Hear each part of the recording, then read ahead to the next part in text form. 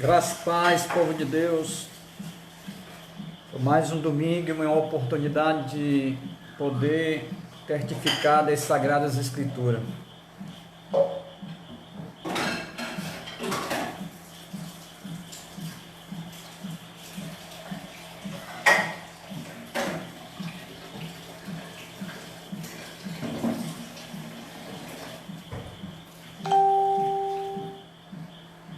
Amém? Graças a Deus.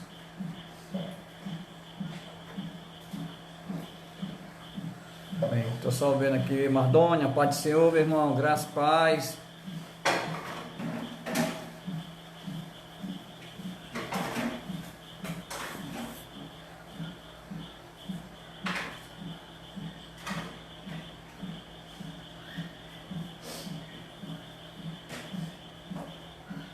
Amém.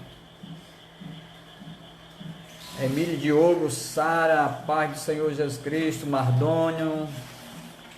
Amém. Todos que estão aí, a irmã Beth, Márcio, a paz do Senhor, Mateus Vieira, de Guiné-Bissau, está aí ali em redenção, juntamente com a sua parentela. Que Deus abençoe. Estamos aqui já para dar início.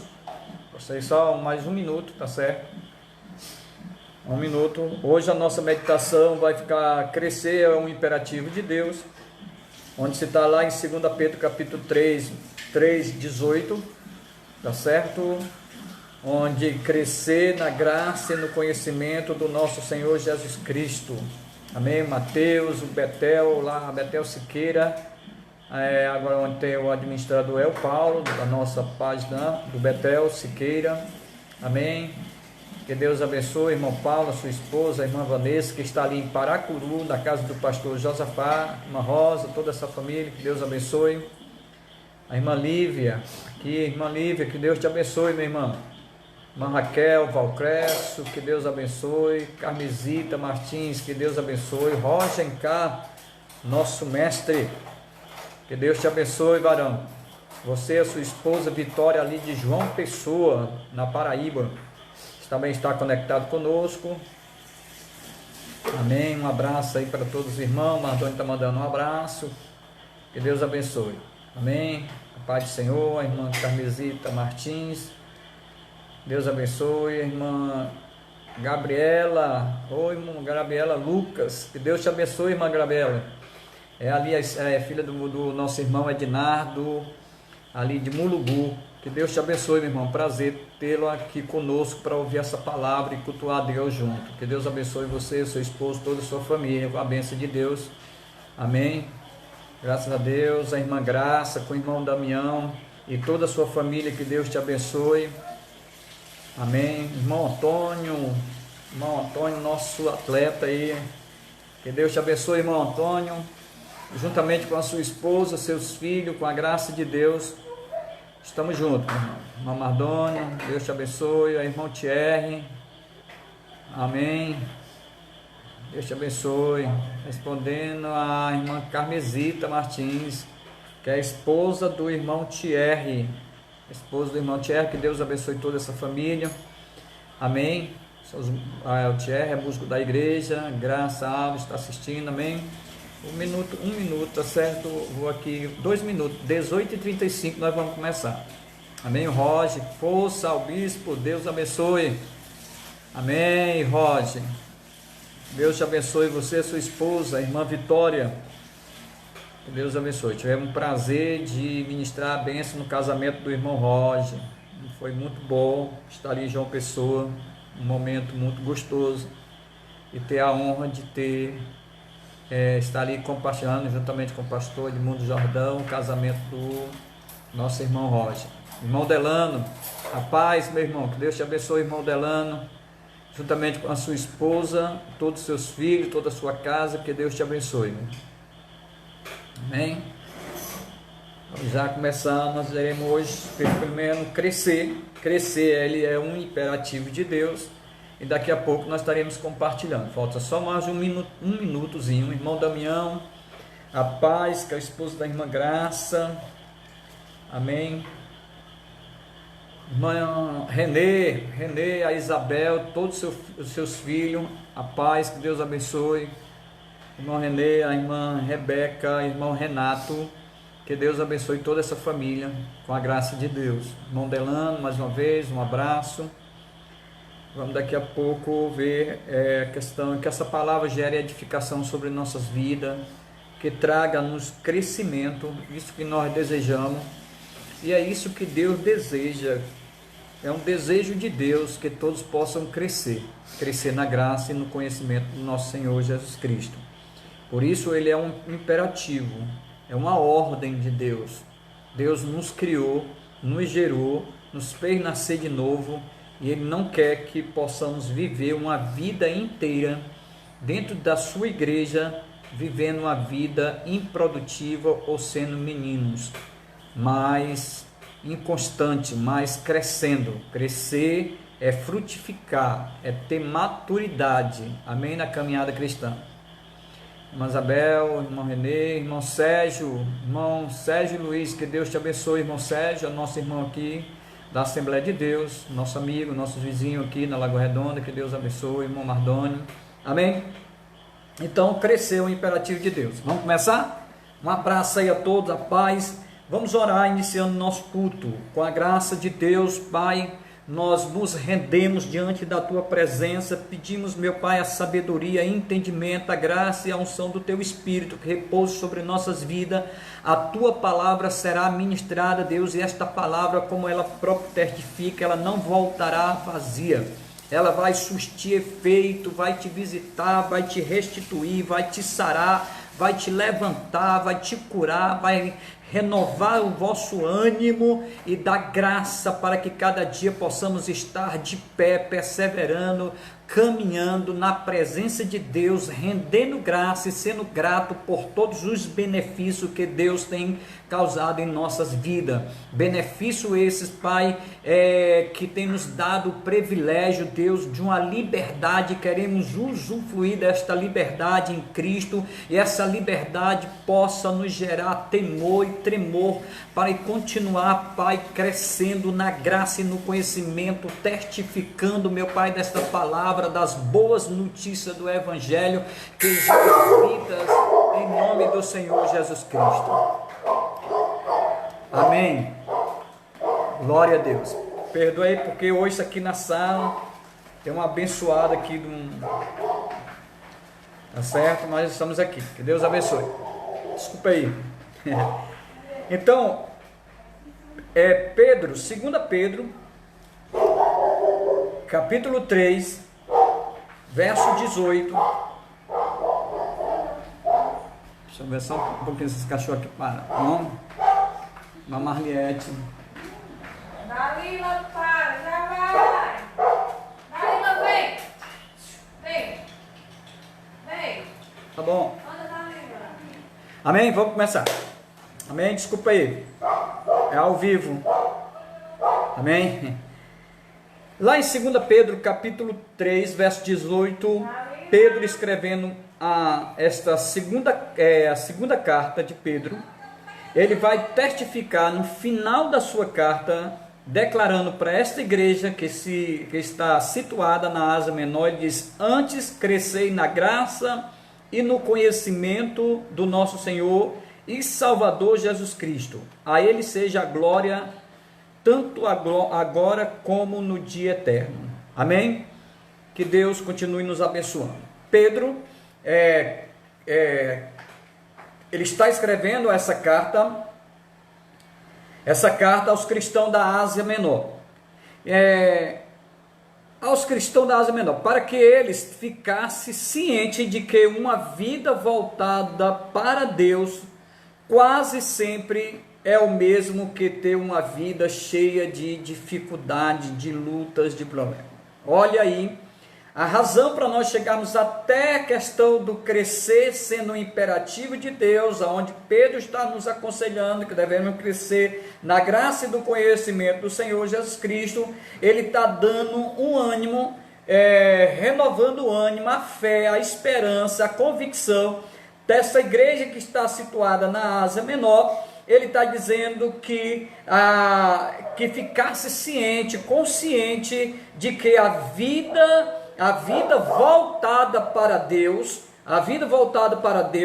quase sempre ela está voltada para cheia ou adquirir muitas dificuldades na nossa caminhada. É por isso que lá em João capítulo 16, verso 33, João está aqui, a palavra de Deus nos diz que estas coisas, olha que Cristo está aconselhando os seus discípulos, a qual Pedro é um dos seus discípulos, apóstolo. Ele está: estas coisas vos tenho dito para que tenhais paz em mim. Paz em quem? Em mim, em Deus.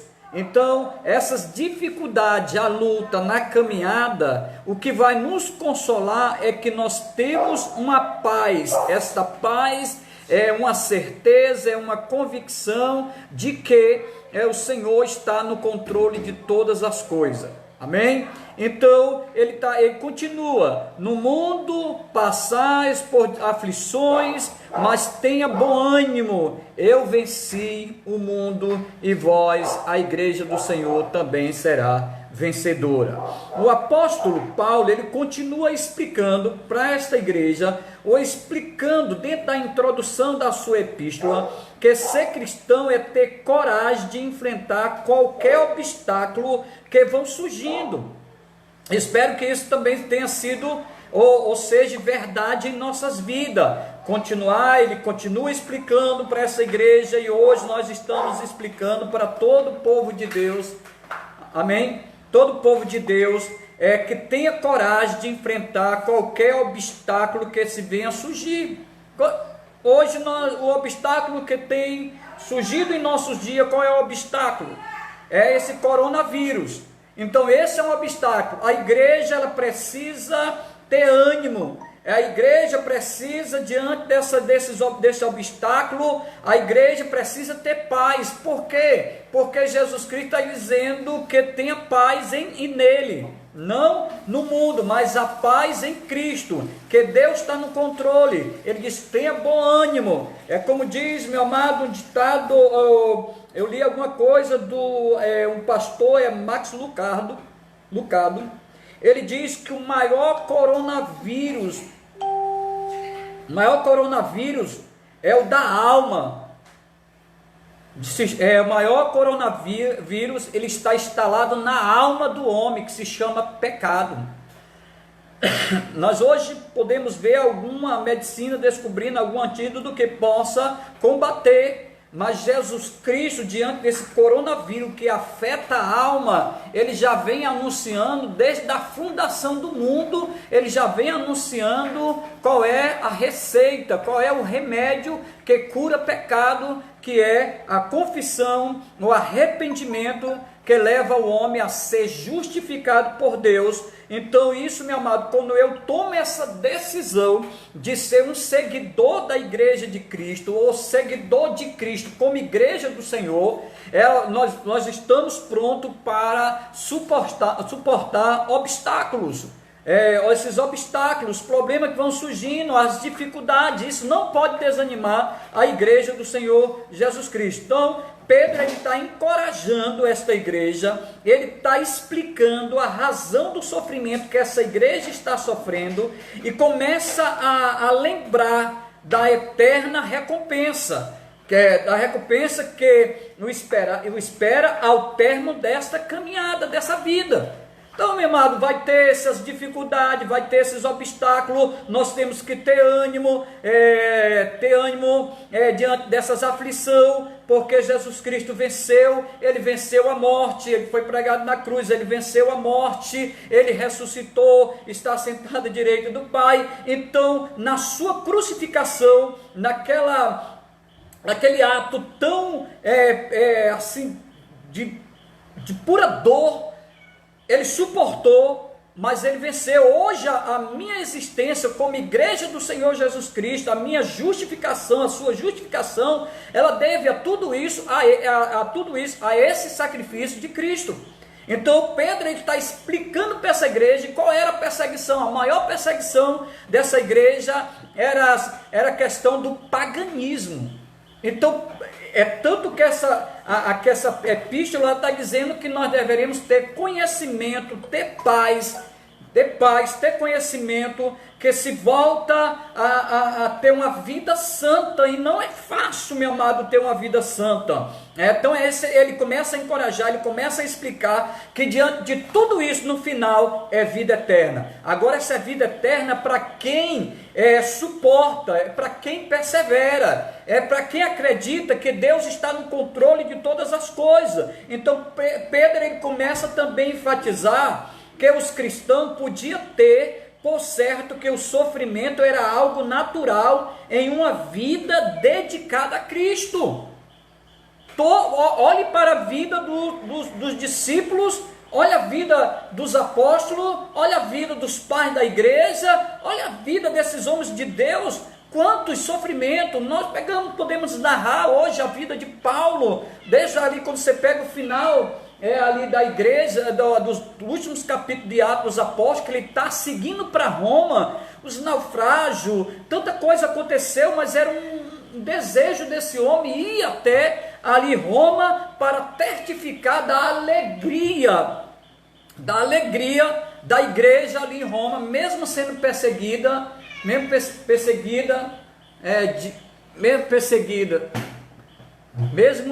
diante dessa perseguição, a igreja, ela tinha a convicção da sua vida eterna.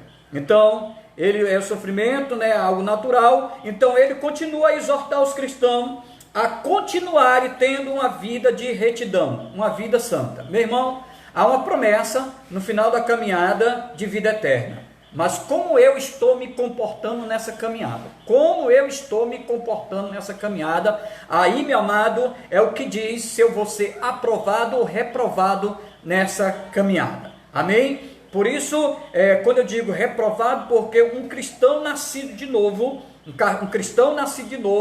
ele dá frutos, e a Bíblia diz que nós seremos conhecidos pelos frutos.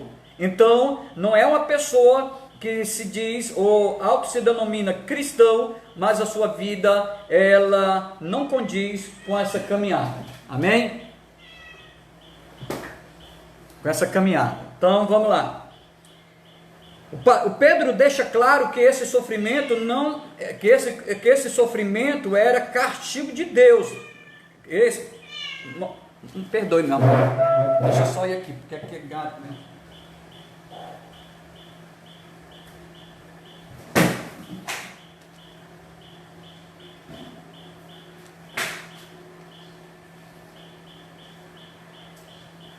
Perdoe, me desculpe. Fosse aqueles neopentecostais, diz que os bichos estavam todos se manifestando contra. Aleluia. Amém. Então vamos lá. Então, diante dessa, Pedro deixa claro isso, que o sofrimento não era castigo de Deus. Tá certo? Muitas pessoas acham que quando você está na provação, isso é castigo de Deus. Não é castigo de Deus. Gostaria de enfatizar isso, que não é castigo de Deus essa perseguição.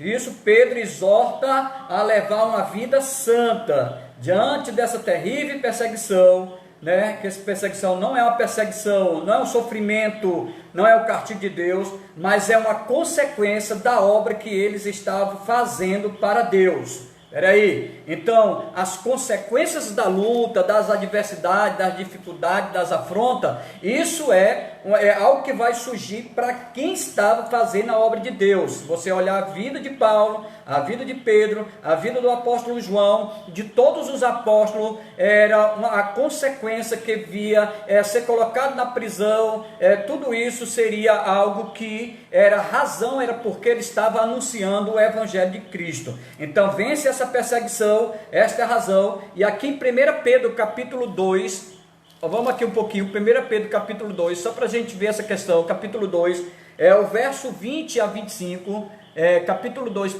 Pedro 20 a 25, ele diz assim: pois que gloriar, se pecando, sendo esbofeteados por isso, suportai com paciência, Entretanto, quando praticais o bem, sois igualmente, o que? Esbofeteado, afligido, suportai com paciência. Isto é grato a Deus. Se nós errarmos, falharmos e vir as consequências, isso não temos que nos gloriar. Mas quando anunciamos a palavra de Deus,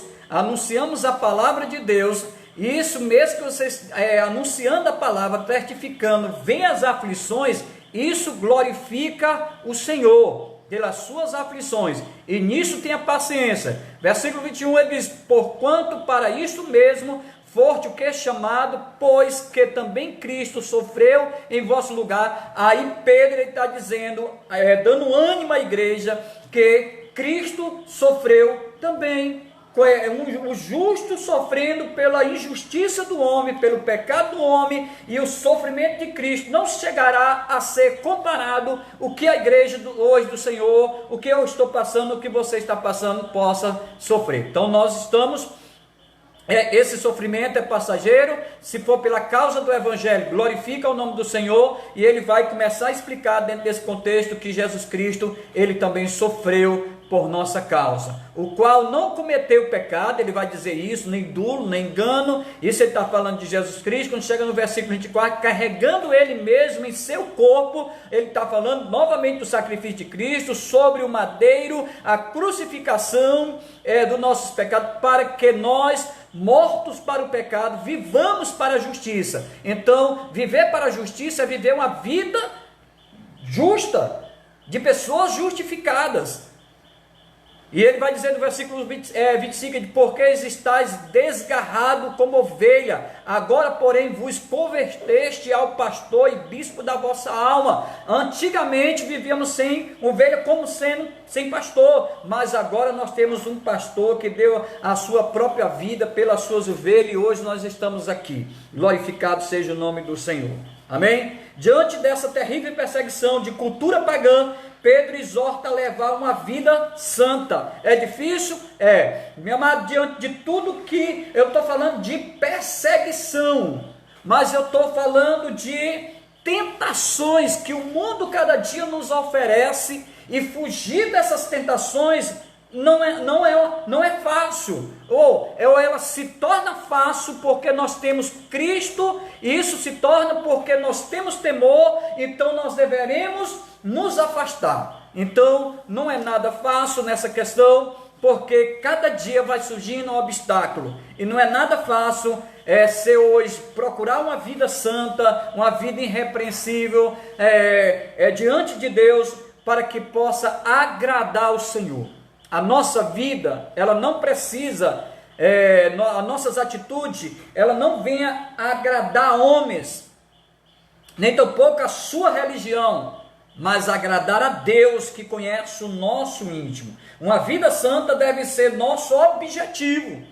A vida santa deve ser o quê? O seu objetivo, ter uma vida santa. Não somente porque Deus manda viver assim, uma vida santa, mas porque isso é o que mais vai se adequar à nossa verdadeira identidade. Isso é a coisa que vai se adequar, à nossa identidade, é ter uma vida santa. Amém? Vamos para frente, vamos caminhando aqui bem ligeirinho. Então, meu amado, essa é mais ou menos a introdução, posicionamento de Pedro escrevendo à igreja para que ela tenha bom ânimo, tenha uma vida santa diante de tanta perseguição, dificuldade. Hoje também nós estamos tendo essa dificuldade. Hoje a igreja não pode baixar a cabeça, porque nós temos certeza que, como Jesus Cristo disse, que no mundo teremos aflições, mas tenha bom ânimo, porque ele venceu o mundo, e o Senhor dará graça à sua igreja para sair vitoriosa diante desse vendaval tão forte que está vindo sobre a humanidade. Mas os filhos de Deus não serão tocados, serão protegidos, porque os anjos de Deus acampam ao redor daqueles que buscam e o temem. Então, nosso primeiro posicionamento diante dessa carta é que quem quer seguir Jesus como Senhor da sua vida? Quem quer seguir? Isso é uma interrogação. Nosso primeiro posicionamento: quem quer seguir Jesus como Senhor e Salvador já sabe qual é a receita. Diante de tantas afrontas, diante de tanta perseguição, diante de tanta dificuldade, ele diz: tenha bom ânimo. Isso é a questão do paganismo entrando na igreja da Ásia Menor. E hoje, meu amado, o mundanismo, ele tenta entrar dentro da igreja. E se não tivermos cuidado, meu amado, esse mundanismo, ele vai entrar dentro da igreja. E isso não é admissível. É a igreja que precisa entrar no mundo e ser o sal dessa terra e luz desse mundo. Não é o mundo entrar dentro da igreja, o mundo se conformar porque está dentro da igreja, mas o mundo precisa ser incomodado por essa igreja. E para que essa igreja ela possa incomodar o mundo, essa igreja, eu e você, precisamos ter uma vida exemplar, precisamos ter uma vida santa, uma vida de frutos, de atitude, de caráter, de uma identidade. Não é se deixar identificar por más testemunho, mas a identidade que nós temos, a identidade de Cristo, ela possa ser cada dia apresentada para este mundo, para dizer que Deus ainda tem o seu povo santo nessa terra, que a igreja do Senhor ainda está nessa terra. Porque assim intercede a igreja, como Abraão intercedeu por Sodoma e Gomorra, dizendo: se tivesse 50 justos, vem descendo uma escala, e Deus disse: se tiver eu vou poupar. Então eu vejo que Deus ainda está poupando este mundo, porque a sua noiva, a igreja do Senhor, está ainda aqui na terra, está fazendo a diferença por homens e mulheres que têm uma identidade exemplar, uma vida santa, que corre com medo do pecado, mas também corre para os braços do Senhor, para que cada dia se santifique. Então, essa questão, esse é o posicionamento. Quem quer seguir Jesus como Senhor da sua vida, não é você, não, quem manda na minha vida sou eu, pois quem manda na minha vida não sou eu, quem manda na minha vida é Jesus Cristo, é Ele que me conduz, porque eu já não tenho vontade própria, eu já não me domino, quem me domina é Deus. Se eu tenho domínio próprio, porque é um fruto do Espírito, mas quem guia a minha vida é o Senhor, é Ele que é o meu Senhor. Então Jesus, tem muita gente que tem Jesus, só falta esse Jesus ser o Senhor da sua vida, porque o Senhor que determina, é o Senhor que te conduz, é o Senhor que manda, e os seus servos só obedecem. Então, para que essa decisão sendo sua, essa decisão, se você, quem quer seguir Jesus como Senhor da sua vida, vamos aqui ler Lucas capítulo 9, olha que coisa maravilhosa, capítulo 9, a partir do verso 18, é a confissão de Pedro. Jesus prediz a sua morte, e estando ele orando à parte, achava-se presente os discípulos, a quem perguntou: quem diz a multidão que eu sou? Responderam eles: João Batista, mas outros Elias, e outros diziam: ressurgiu um dos antigos profetas. Mas vós, perguntou ele, quem diz que eu sou? Então falou Pedro e disse: tu és o Cristo. Lá no Evangelho de Mateus, ele vai acrescentar algo mais, disse: quem te revelou não foi carne nem sangue, mas quem te revelou foi o Espírito de Deus, né? Pedro, Simão, Bajonas, quem te revelou não foi carne nem sangue, mas o Espírito de Deus te revelou. Isso, meu amado, o Senhor está tendo diálogo com seus discípulos, essa é a confissão, e ele perguntando ao povo, que o povo falaria quem ele era. Ali Pedro, Espírito de Deus revela, e aqui, meu amado, eu quero dizer para você e eu nunca chamaremos Jesus de Senhor se o Espírito de Deus não nos revelar. Nós declaramos que Jesus é o Senhor da nossa vida, porque o Espírito de Deus, Ele nos revelou, nos convenceu, nos regenerou e nos abriu o nosso entendimento, tirou a cegueira espiritual. Por isso hoje a igreja do Senhor Jesus, mesmo que perseguida, mesmo diante de luta, e que Deus procura ao crente, a igreja que procura ter uma vida santa, nós precisamos que Jesus tenha se revelado se revelado a nós. Ele, porém, advertiu, mandou que a ninguém declarasse tal coisa, dizendo: é necessário que o Filho do Homem sofra muitas coisas, seja rejeitado pelos anciãos, pelos principais sacerdotes, pelos escribas, seja morto e no terceiro dia ressuscite. Ele está dizendo: vou padecer, mas vou ressuscitar. Isso é promessa de vida eterna. Versículo 23, eu gostaria que você atentasse bem para esse versículo. Dizia a todos: se alguém quiser vir após mim, a si mesmo se negue, dia a dia tome a sua cruz e siga-me. Quer seguir? Negue-se, tome a sua cruz e depois siga Jesus Cristo. Esse é um discipulado que Jesus Cristo está dando para este povo. São discípulos, alunos. E eu gostaria, versículo 24: pois quem quiser salvar a sua vida, o homem não pode salvar a sua vida, porque ele está dizendo que, pois quem quiser salvar a sua vida, perdê-la. Quem perder a sua vida por minha causa, essa salvará. Então, é renúncia, tomar a cruz. Vamos seguindo. Então, Jesus, meu amado, você quer seguir Jesus? Essa fala que nós acabamos de ler, Jesus, acontece logo após um problemazinho dele com Pedro, onde Jesus começa a mostrar mais claramente aos seus discípulos que sofreria, morreria e ressuscitaria. Jesus está claramente se identificando os seus seguidores. Jesus está o quê? Identificando. Então quem identifica é Jesus. Jesus está te identificando. Jesus conhece a sua vida.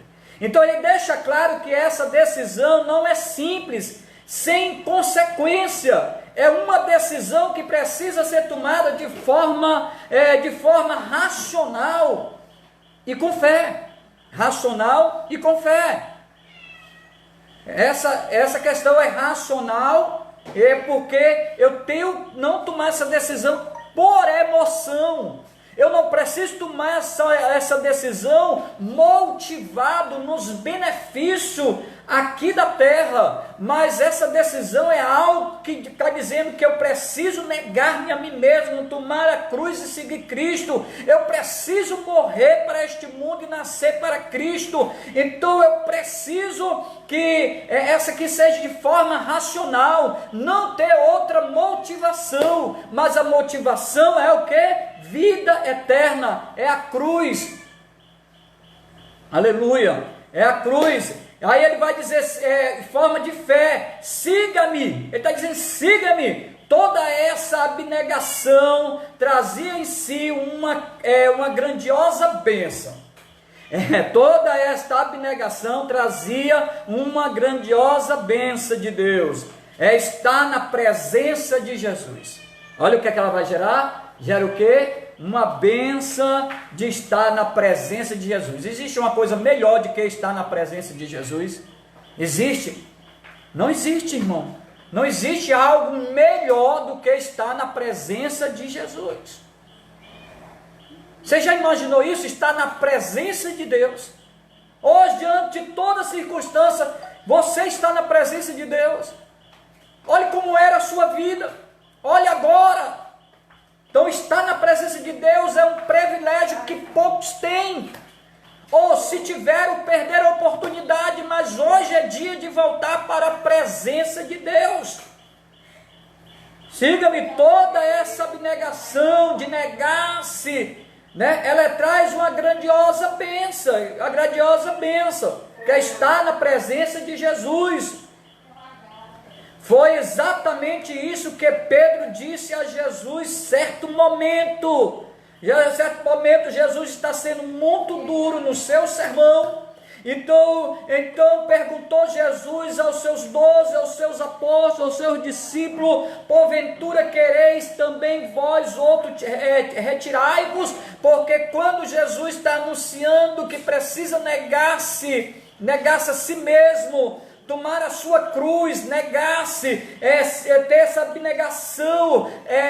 Aí muitas pessoas, meu amado, elas voltam para os seus afazeres. E hoje, meu amado, se fosse pregado na realidade, genuinamente, o Evangelho, como ele é, a mensagem da cruz, sem uma propaganda, sem maquiagem, querendo que você seja atraído por uma falsa mensagem, a igreja não tinha mais lugar para as pessoas sentarem. Mas, meu amado, Jesus Cristo, ele prega a realidade como a coisa é. Então vem-se essa perseguição, vem a luta, as pessoas querem voltar. Sabe por quê? Porque a porta é estreita e não se entra de qualquer jeito. Não se entra de qualquer jeito. Então, meu amado, precisa tomar essa decisão de seguir Cristo. Precisa dessa decisão. Então as pessoas começam a ir embora. Porque Jesus não está te prometendo outra coisa, a não ser que no mundo tereis aflições e que tenha bom ânimo. Mas no final dessa caminhada é vida eterna. E que você e eu precisamos ter uma vida santa, separada do mundo, voltada-se para Deus. Aí respondeu Pedro, Simão Pedro, disse: Senhor, para quem nós iremos? Só em ti, só tu tem a palavra da vida eterna. Só Jesus. Você pode ir aonde você quiser, mas só Jesus tem a palavra da vida eterna. Amém, meu irmão? Vou fazer um comentáriozinho, aqui um comentário da nossa epístola em questão, que é 2 Pedro. 2 Pedro, nós estamos já chegando, porque eu quero falar da questão do conhecimento, da graça. Então, quando nós chegamos aqui, Pedro, essa é a razão porque Pedro está escrevendo essa carta, né? A questão da perseguição, a questão do paganismo. E quando nós chegamos aqui, 2 Pedro capítulo 1, nós vamos ver alguma coisa, tá certo? Aqui, 2 Pedro capítulo 1. Então, vamos ler só alguns versos, tá certo? Capítulo 1, verso 1, diz assim: Simão Pedro, servo e apóstolo de Jesus Cristo, os que convosco obtiveram fé igualmente preciosa na justiça ou na justificação do nosso Deus e Salvador Jesus Cristo. Ele está falando, escrevendo para a igreja, esse é o prefácio e a saudação, e ele diz: graça e paz seja multiplicada no pleno conhecimento de Deus e do Senhor Jesus Cristo. A igreja está sendo perseguida pelo paganismo, pela ingerência de falsos mestres, de falsos apóstolos, falsos mestres, então falsos profetas. Ele diz: mas a graça de Deus vai ser multiplicada diante dessa adversidade. Ele diz, versículo 3, visto como pelo seu divino poder nos tem sido doada todas as coisas que conduz à vida e à piedade, o amor, pelo conhecimento completo daquele que nos chamou para a sua própria glória e virtude e poder. Quem nos chamou? Jesus Cristo. Então ele está dizendo que há um conhecimento completo. O que hoje nos faz ser igreja do Senhor, o que faz hoje nós termos confessado Cristo e está seguindo, foi porque nós tivemos conhecimento, e Ele nos chamou para a sua própria glória, ou para a sua presença, né? Aí versículo 4, pelas quais nos tem sido doada, isso é dádiva presente, doadas as suas preciosas e muito grandes promessas. Promessa de quê? A promessa desde a fundação do mundo, que o Senhor iria salvar, que mandaria o seu Filho, o Salvador, para se revelar no seu tempo, para salvar, libertar da vida os que estão mortos, da liberdade aos cativos, e a propagação do Evangelho a todos os pobres, caídos, né, estão destituídos da glória de Deus, seja, né, alcançado pelo Senhor. Então, eles, pelas quais têm sido doadas as suas preciosas e muito grandes promessas da salvação, para que por elas vos tornei co-participante da natureza divina, co-participante da natureza divina. Está dizendo o quê? Mudança de caráter, mudança de vida, arrependimento muda. Nós não podemos estar né, nessa questão de o mundo está me atraindo, algumas coisas do mundo ainda me convencem. Não, nós temos o que? A natureza divina, resistência à natureza velha, adâmica, porque agora quem nos domina? A natureza de Cristo, livrando-nos da corrupção e das paixões que há no mundo. Versículo 5, por isso mesmo vos reunindo toda a vossa diligência, associai com a vossa fé, com virtude o conhecimento. Olha aí, a fé marca o início da vida cristã, você está entendendo? A fé marca o início da vida cristã. A fé marca o início da vida cristã.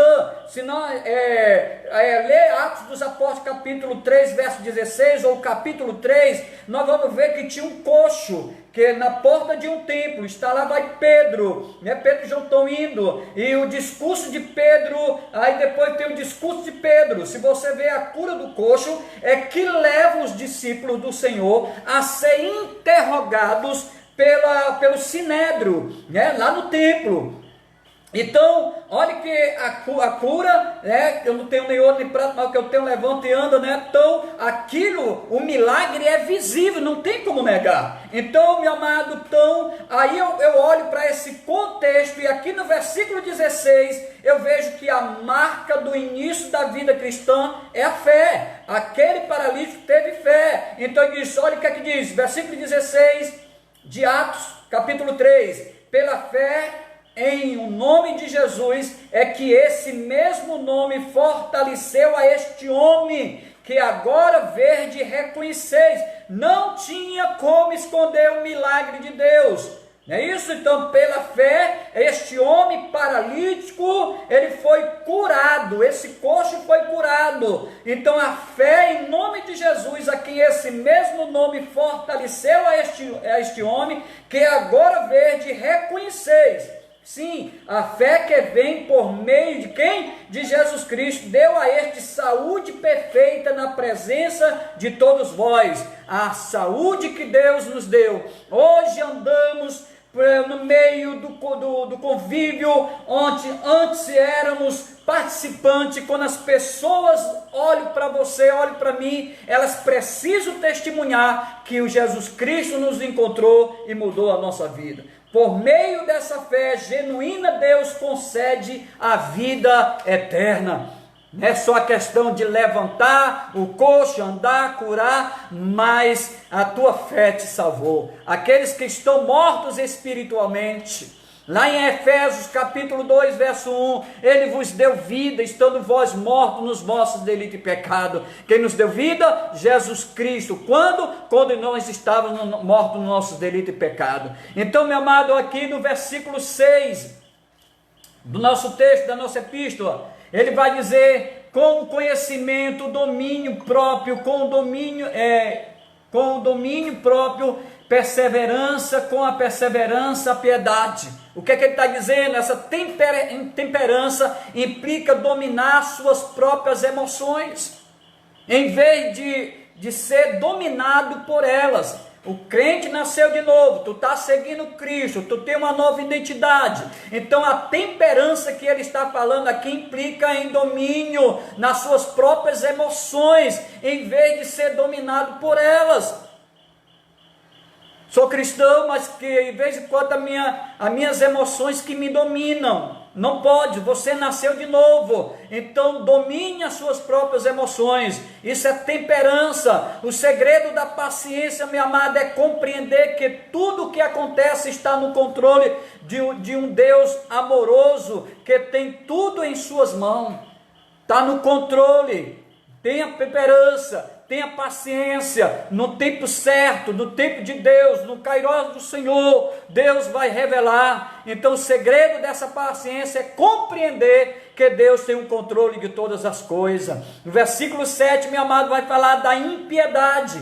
Essa era usada, meu amado, antigamente pelos pagãos para descrever, olha aí, Pedro está pegando aqui, diz com piedade, fraternidade, com a fraternidade, o amor, e Pedro ele pega é algo que era conhecido do paganismo, dos falsos mestres, querendo induzir a verdadeira igreja do Senhor, e ele vai falar de piedade. E ele usa essa palavra antigamente pelos pagãos para descrever uma pessoa religiosa que tinha uma íntima comunhão com seu Deus. Você vai perceber, meu amado, como o religioso ele tem reverência aos seus deuses, a quem ele confia. Então Pedro ele pega essa passagem, de uma passagem que os pagãos usavam para servir o seu Deus, e Pedro usa essa palavra para falar da necessidade que o cristão tem de estar sempre na presença de Deus. Você tem essa alegria de sempre estar na presença de Deus?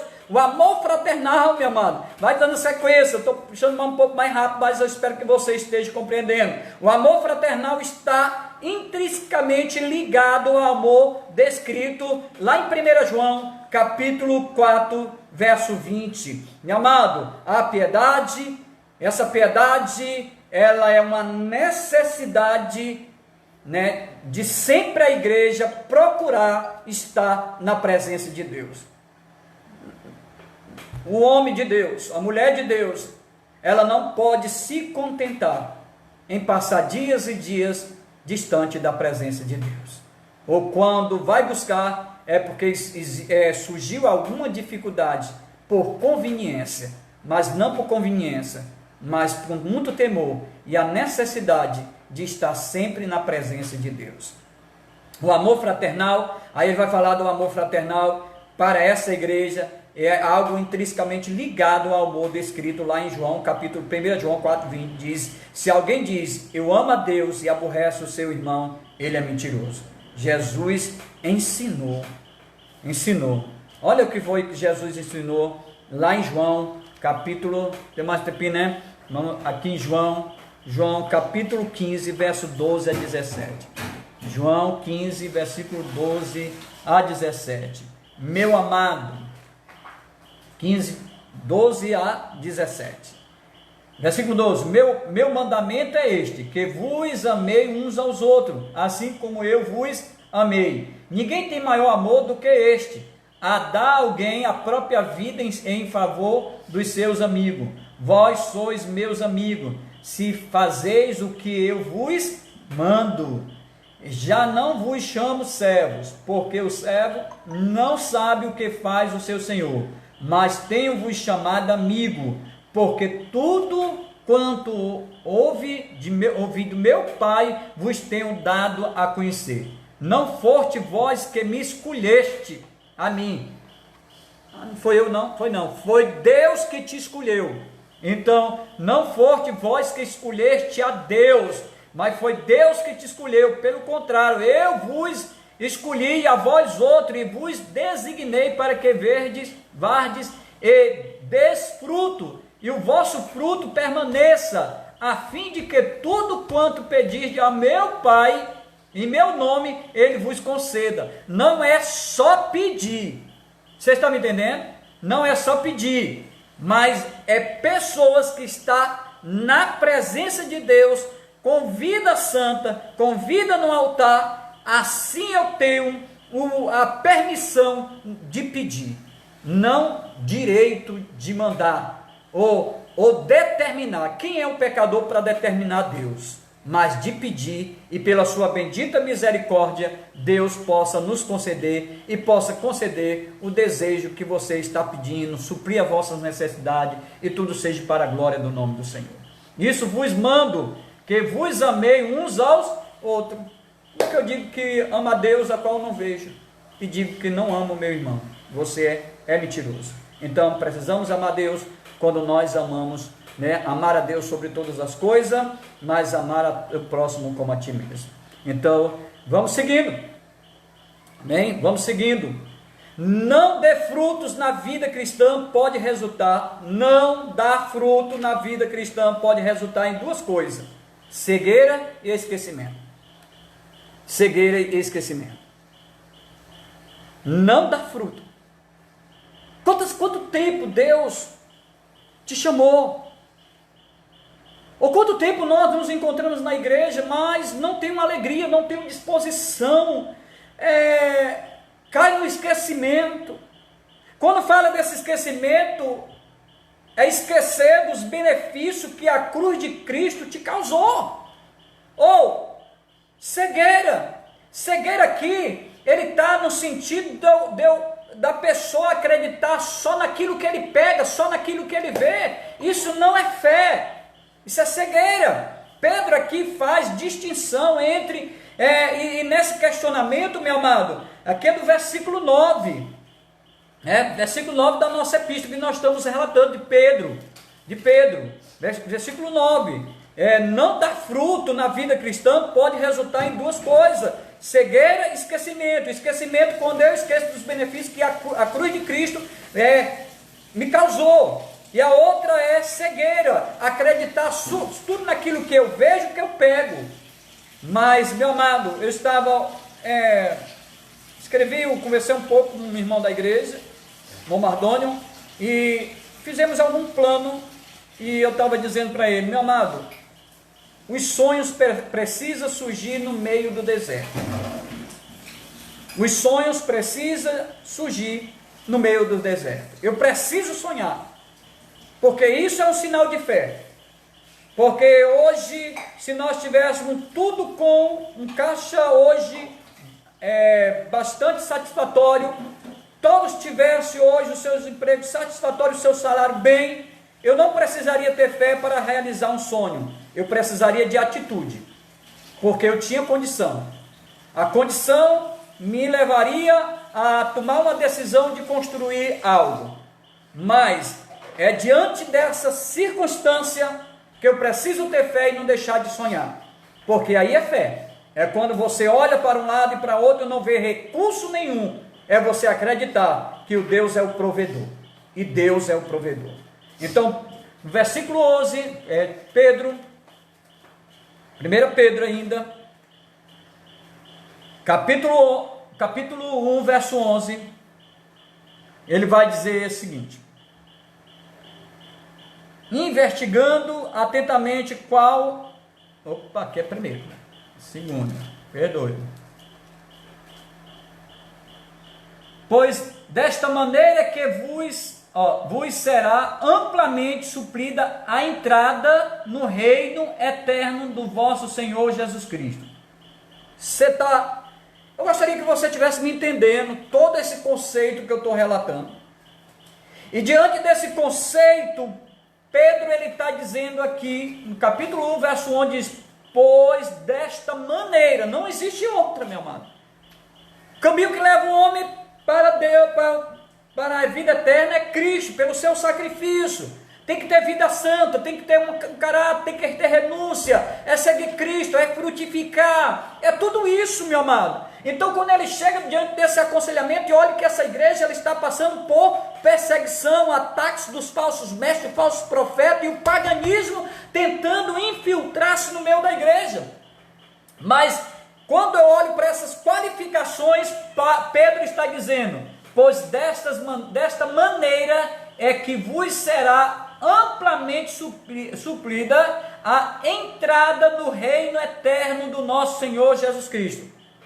Então, meu amado, é por isso que Pedro, ele está dizendo, Pedro aqui ele faz uma distinção entre duas portas.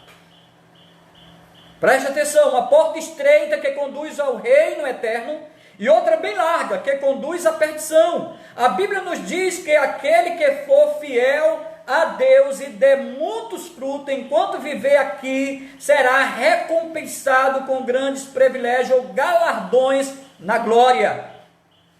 Então vale a pena renúncia, vale a pena negar-se, vale a pena dizer: eu estou em Cristo, meu caráter é irrepreensível. A minha vida é voltada a servir ao Senhor, fujo do pecado, não me atraio mais pelo que o mundo, pelo que o pecado pode me oferecer, porque o que Cristo tem me oferecido, e que é verdadeira as suas promessas, é de vida eterna. Então, a porta é estreita, não entra de qualquer jeito, não entra com bagagem, não entra com pecado, entra-se com vida santa. E aqui em Apocalipse capítulo 22, verso 12, ele diz: eis que venho sem demora, e comigo está o galardão que tenho para retribuir a cada um segundo as suas obras.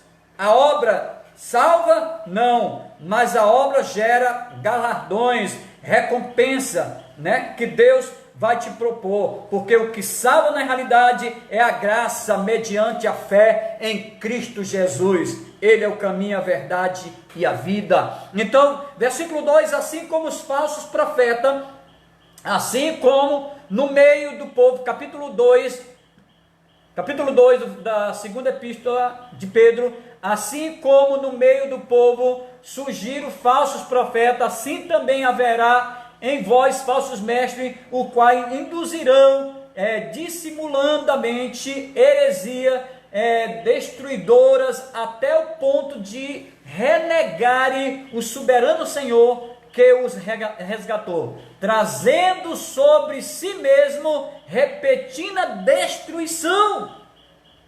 Assim como os falsos mestres, isso aqui dentro da teologia são os pedeus didásculos, ou pseudos mestre, didásculo quer dizer ensinos, pseudos falso, não é real, são falsos mestre, então eles são pseudos didásculos, pessoas que estão ensinando de forma errada. Então a certeza de Pedro de que havia falsos mestres se baseava na advertência que o mesmo já tinha ouvido de Jesus Cristo, no princípio das dores, lá no capítulo 24 de Mateus, verso 3 e 4, ou se você ler do versículo 3 até o 14, você vai ver essa narrativa dos princípios de dores, e diante desses princípios de dores, aqui no versículo 4 e 5, ele lhe respondeu: vede que ninguém vos engane.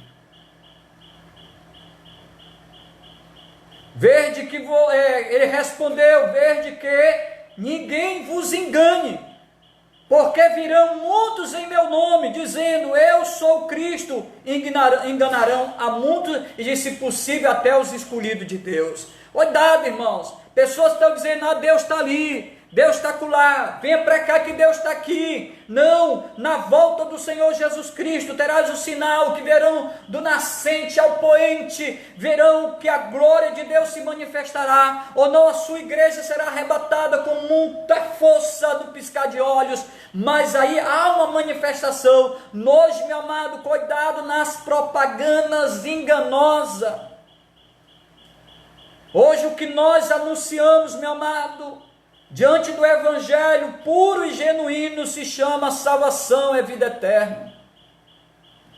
Nós não o que se há outras coisas que o Senhor quiser acrescentar, para que você possa usufruir aqui ainda nessa terra, o Senhor vai fazer isso, mas não é sinal de salvação, porque o sol que nasce sobre o justo, nasce para o injusto, e a chuva que cai para o justo, também cai para os injustos. Eu estou falando de vida eterna, para uma porta que é estreita e só entra lá quem tem a vida santa, quem foi regenerado, quem nasceu de novo, quem tem uma nova identidade, quem tem um caráter. Isso leva um homem para o céu. Não estou falando aqui propaganda para você mudar de casa, ou para dar certo o seu casamento. Não, eu estou falando de vida eterna. A Bíblia é voltada para o homem ter o conhecimento de Deus, se arrepender e ir para o céu. Então, o versículo 2 do capítulo 2, no sentido original, a palavra traduzida como dissolução, designa coisas vergonhosas, imorais, paganismo. Você se lembra da igreja lá de Corinto? No capítulo 5 da primeira epístola, estava tendo atos dentro da igreja que aí Paulo está dizendo que nem no meio dos ímpios se procedia dessa maneira. Então, meu amado, ou eu tenho uma identidade, ou eu fui transformado, ou minha vida mudou. Se mudou porque houve arrependimento. Se não mudou, é porque ainda não houve esse arrependimento genuíno, não houve essa transformação. Transformação, a salvação, ela começa no ato imediato. Quando o homem se arrepende, ele está salvo. Existe a salvação, e essa salvação ela é progressiva, que se chama santificação. Cada dia o homem se santifica. Existe uma salvação onde o pecado, onde a sua igreja, a igreja será ausente do pecado, onde o pecado não fará mais frente à igreja, porque lá está consumado. A igreja foi glorificada, o pecado não fará mais frente. Então, é nesse sentido, vamos para frente, no sentido vergonhosos. Eu não posso ser cristão e ter atitudes vergonhosas e imorais. Versículo agora para o nosso versículo do nosso texto básico, que diz: antes crescei na graça e no conhecimento. Estou terminando mais 2 minutos, mas se você está gostando aí, vai ficar um pouco, 2 minutos eu digo assim, mas eu espero que essa palavra esteja chegando com azeite, com óleo, esteja surtindo efeito na sua vida. Nós não estamos aqui para passar a mão em cabeça de ninguém, para te agradar, para que você permaneça na igreja. A minha maior preocupação é você permanecer na presença de Cristo, que seja um crente que possa produzir fruto, que faça diferença nesse mundo tenebroso de pecado, onde não dá mais para se ter esse desejo de permanecer nesse mundo. Mas eu espero que todos esses sinais, meu amado, eu espero que todos esses sinais que estão acontecendo, meu amado, isso é uma advertência de Deus, uma advertência de Deus. Não sei se é 3:9 aqui, aqui Pedro mesmo, 3:19, 3:9, vou só ler aqui para você ver como é a longanimidade de Deus. Não retarda o Senhor a sua promessa, como alguns a julga demorada. Pelo contrário, ele é longânimo para convosco, não querendo que nenhum pereça, senão que todos cheguem ao arrependimento. Olha aí dentro do nosso contexto esse versículo. Então, essa questão desse coronavírus, meu amado, olha o que esse povo estava fazendo com a pessoa de Jesus Cristo, a personagem de Jesus Cristo.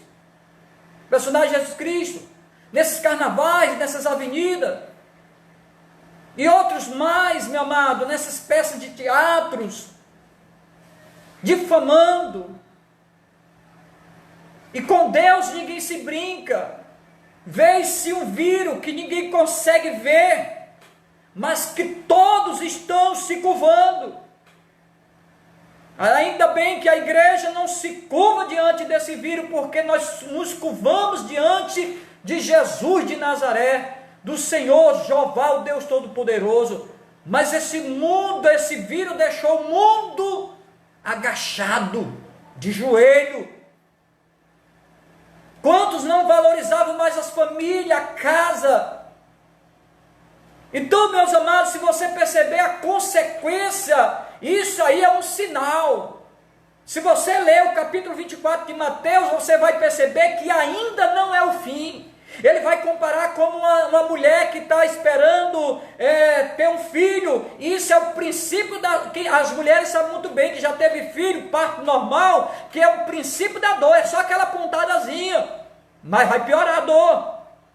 Não vai? Vai, a dor vai multiplicando, vai aumentando, que ela disse, já não aguento mais, e ela já chora, então vence depois daquela dor, vem o quê? Alegria, a criança nasceu. Pois eu vejo assim, meu amado, isso é um princípio de dores, e é uma dorzinha pequena, mas não se preocupe, igreja, se prepare. Pedro está escrevendo uma igreja que diz, olha, tem a vida no altar, tem a vida santa, persevere, confie que o Senhor está no controle de tudo, mas tem uma vida santa, tem uma vida irrepreensível, que Jesus está perto de voltar, e ele está dizendo, eu estou sendo longânimo, esperando que todos se arrependam. Então o que é que Deus está dizendo? Se arrepende. Eu estou falando de arrependimento, às vezes, meu amado, não é para aqueles também que estão fora da igreja, não. Às vezes é para aqueles também que estão dentro da igreja, que precisa rever como é que está o seu conceito, o seu domínio próprio, o das suas emoções, os seus frutos. Então vamos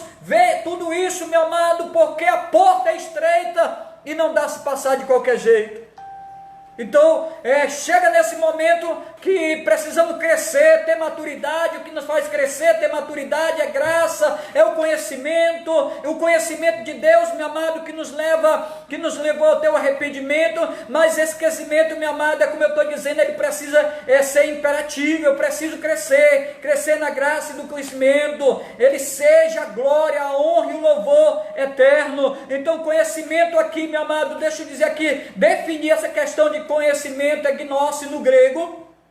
Gnose no grego. E eu poderia ter pegado 2 Pedro capítulo 1, verso 5, 2 Pedro 3,18, que é o nosso texto, Efésios 3,19, Filipenses 3,8. Gostaria aqui de Filipenses 3,8, que diz assim: sim,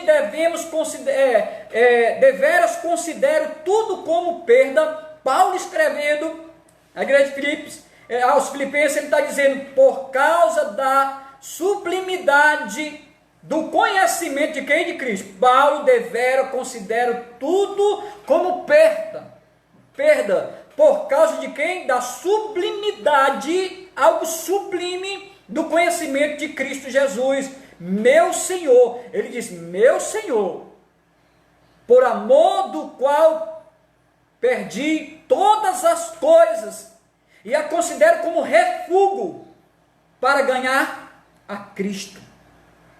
Será que essa é a questão, meu amado? Será que eu tenho feito? Será que a minha vida, não é eu pronunciar, mas a minha vida, será que ele chega a se encaixar dentro desse conceito, dessa pronúncia de Paulo? A igreja aos Filipenses, eles conceitam como perda.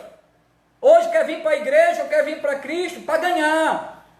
É totalmente adversa à doutrina paulina.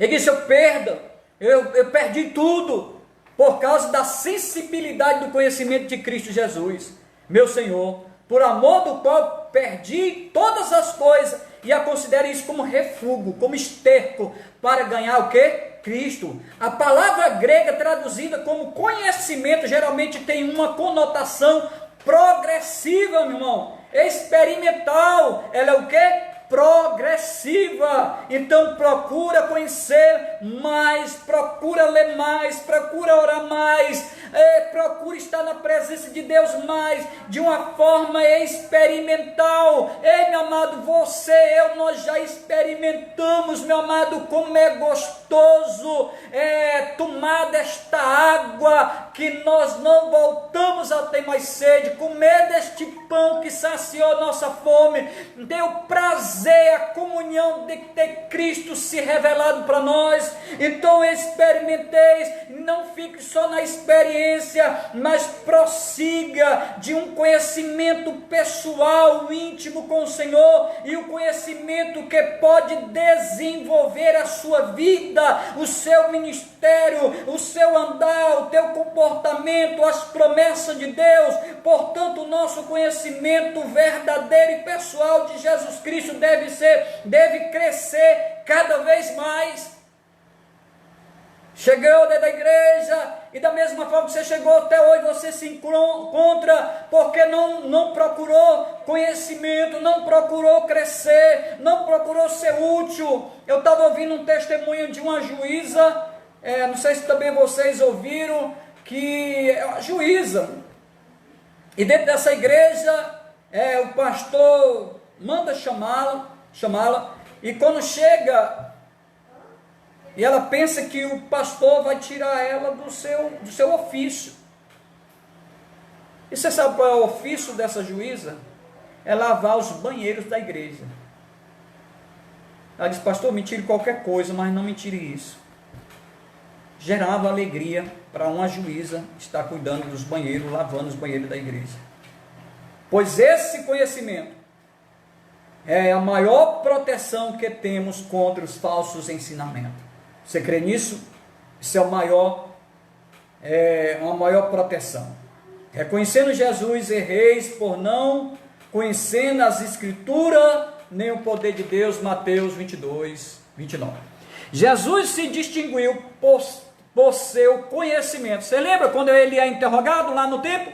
Quando ele tinha 12 anos? Quando ensinava quando ensinava, já no seu ministério, seus ouvintes diziam: de onde vem a estas coisas? Que sabedoria é esta que lhe foi dada? Sabedoria do alto. Vamos para frente. Crescer na graça. Na teologia bíblica cristã, a graça é uma bênção de Deus e significa um ato de bondade imerecido. Que é isso? Crescer na graça. É da teologia bíblica cristã, graça é uma bênção de Deus, que significa um ato de bondade imerecido. É uma prova do amor de Deus. Aplica-se a tudo o que em Cristo Deus lhe deu, sem que tivesse feito nada para merecer. Perfeito, pela graça sois salvos mediante a fé, isso não vem de vós, é dom de Deus. Como essa graça, ou como eu posso crescer nessa graça? Apóstolo Pedro, ele recomenda: antes crescei na graça, lá em 2 Pedro capítulo 3, 18, graça é tanto um atributo de Cristo, quanto uma virtude que ele nos dá. Alguém disse que graça é o poder que nos capacita a andar de acordo com a vontade de Deus. Graça é o quê? É a capacidade de andar de acordo com a vontade de Deus. Isso se dá através da dependência que você tem de Deus em cada momento de vida. Não piseis na graça, mas zele por ela. Encerrando, amém? Cada momento, isso se dá através da dependência que você tem de Deus a cada momento da sua vida. Quando você emprega os recursos espirituais, né? Isso aqui, peraí, eu estou crescendo na graça, então, graça, Deus me capacita para que cada dia eu possa viver na sua dependência, então Ele me capacita e essa graça é um dom de Deus. Então, quando você emprega um recurso da graça espiritual, né, que é um dom espiritual, e se dispõe a estar submetendo-se ao crescimento na graça, então o que vejo lá em Tiago capítulo 1, verso 22 e 25, quando você emprega esse recurso espiritual dessa graça que tem o seu dispor, esse dom que Deus te capacitou, estará submetendo-se ao crescimento na graça. Tiago diz, para me encerrar, tornai-vos, pois, Tiago 1, 22 diz, tornai-vos, pois, praticantes da palavra e não somente ouvinte, enganando-se a vós mesmos. Não engana a Deus, engana-se a você mesmo. Então, tornai-vos, pois, praticantes da palavra e não somente ouvinte, enganando-vos a vós mesmos. Versículo 25, mas aquele que considera atentamente a lei perfeita, a lei da liberdade, e nela persevera, não sendo ouvinte negligente, mas operoso praticante, esse será bem-aventurado no que realiza. Então, que Deus te abençoe em nome do Senhor Jesus. Amém? Glória a Deus. Essa foi a mensagem, meu amado, de que crescer é um imperativo de Deus. Crescer é um imperativo. E aqui nós ouvimos muita coisa: Cristo, conhecimento, a graça que nos capacita, o desejo de estar na presença de Deus. Então isso nos faz pessoas que temos alegria em Cristo.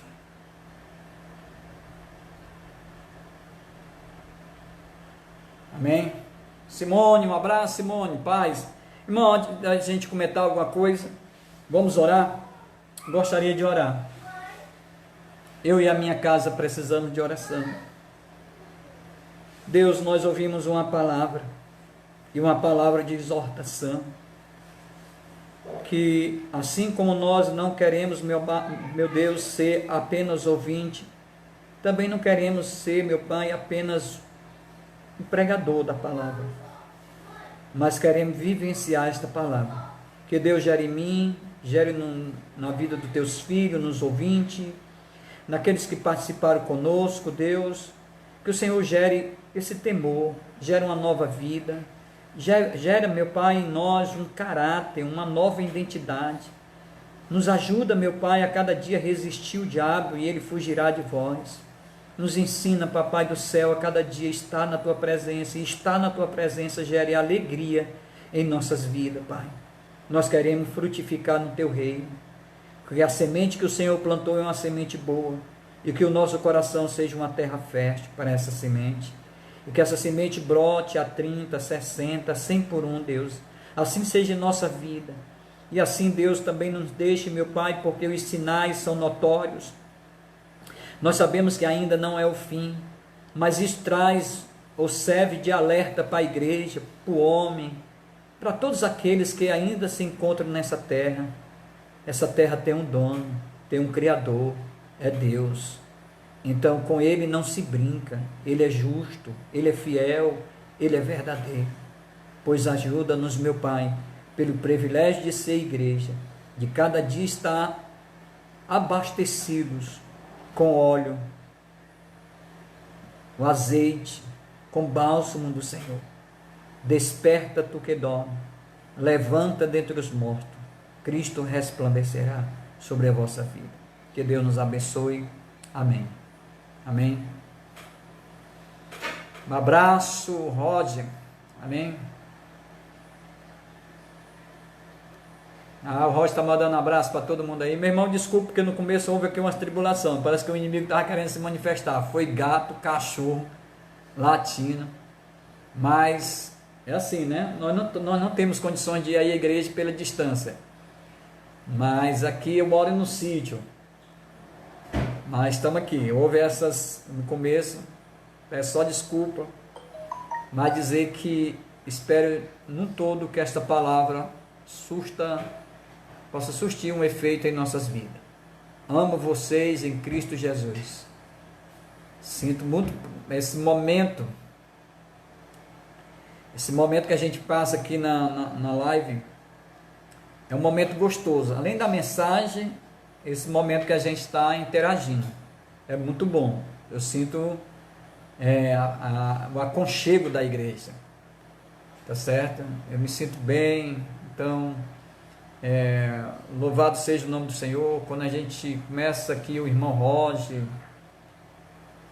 que está lá em João Pessoa, o Mateus, teve alguns amigos meus, assim, amigos de profissão, que estiveram também conosco aqui, passando. Hoje eu vi um amigo meu que é da igreja católica. Paz, perdi semana passada porque eu estava trabalhando à noite, mas hoje vou assistir, que é o Vinícius e outros mais. É muito bom quando nós entendemos que o Evangelho, ele surte o conhecimento, ele gera conhecimento em nossas vidas. A irmã Beth achou bom, né, negócio do cachorro, do gato. Amém, Babete. Mas é assim mesmo. Amém. Está na bênção, pastor. Glória a Deus. Aleluia. Quando na próxima aqui eu vou amarrar, ou não jogar tudo, botar lá tudo lá fora. Fecha o portão. E vai dar certo, em nome de Jesus. Amém. Um abraço para todos. Logo, logo estaremos aí. Mardônio, você que está certo. Não criar um negócio desses cachorro, nem gato. Ainda bem que o Valcresce gosta, viu? Glória a Deus. Pastor Josafá, paz, meu amado. Um abraço também na irmã Rosa, em toda a sua família, em toda a sua igreja aí, Paracuru, que Deus abençoe. A irmã Cristina, só amor aí no irmão Irapuã, irmão Maninho, muito amor, viu? Deus abençoe. Glória a Deus. Então, Raimundinho, se quiser, aqui conosco. Foi um prazer grandão. Amanhã nós temos, meu amado, deixa eu passar aqui para vocês. Ver aqui. Essa pregação nós temos uma parte aqui. Mas deixa eu falar para vocês amanhã. 5 atitudes que impedem o crescimento. Hoje nós falamos de crescimento, maturidade, né? O crescimento que é um imperativo de Deus. Então, amanhã, na nossa escola bíblica, teremos 5 atitudes que impedem o crescimento. Amém? 5 atitudes que impedem o crescimento. Nós já estudamos essas doutrinas na igreja, mas é bom porque tem um novo público, né? E é bom a gente dar uma revisada. Cineide, Diniz, amém, irmã Lucineide, a paz aí para a irmã Ana, para toda a sua família, que Deus abençoe.